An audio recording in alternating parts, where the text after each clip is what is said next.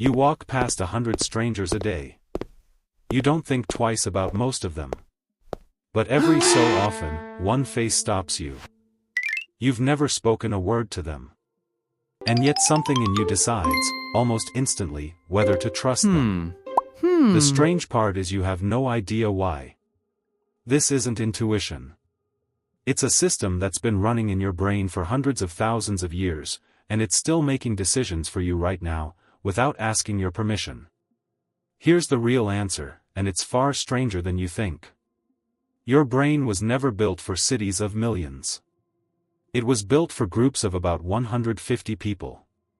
That number comes from anthropologist Robin Dunbar, who found that the bigger an animal's neocortex, the larger the social group it could track.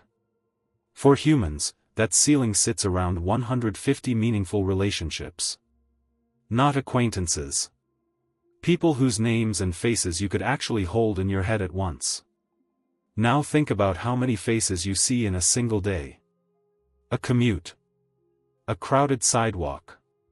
Hundreds of unique human faces, all asking your brain the same unspoken question. Friend or threat? Your ancestors never had to answer that question for strangers, because strangers barely existed in their world. You knew everyone you saw. Their face wasn't data. It was memory. So what happens when a brain built for total familiarity gets dropped into a world full of total strangers? It improvises.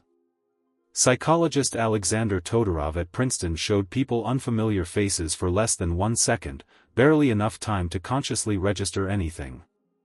And still, participants confidently rated each face on trustworthiness.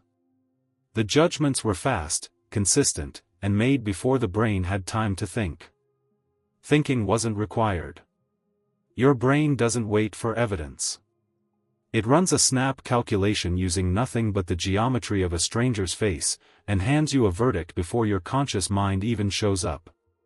Why would evolution build something so reckless? Because reckless was safer than slow. Imagine standing in a forest 50,000 years ago. A figure appears at the edge of the trees. You have maybe 2 seconds before it matters. A fast, rough judgment that's right most of the time beats a slow, accurate one that arrives too late. Your brain didn't evolve to be fair. It evolved to be fast. Researchers have found specific features that reliably trigger trust or distrust, regardless of whether they relate to someone's actual character. Wider eyes, slightly raised brows, a softer face shape, all read as trustworthy. Heavier brows and sharper angles read as threatening. None of it has any real connection to honesty or danger. Anthropologist Sarah Hrdy has studied humanity's unusual capacity for cooperation with people outside the family. At some point, early humans needed to trust strangers, for trade, for alliances, for survival.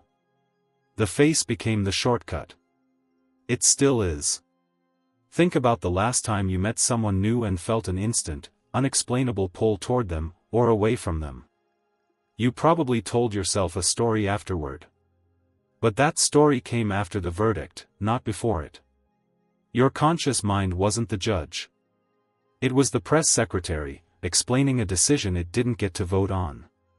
This is happening in job interviews. On dating apps, where a single photo decides everything.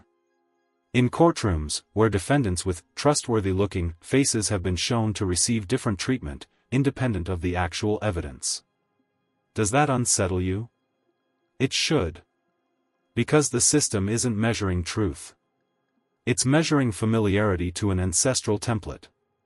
You're not reading the individual in front of you. You're reading a 400,000-year-old average. And it barely updates. Even after seeing direct evidence that a trustworthy face lied, the next stranger you meet, your brain runs the same shortcut again. It's not stupid.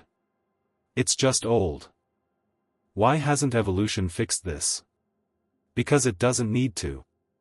Most strangers today aren't actually trying to kill you, so the cost of a wrong impression rarely gets tested in a way that matters anymore.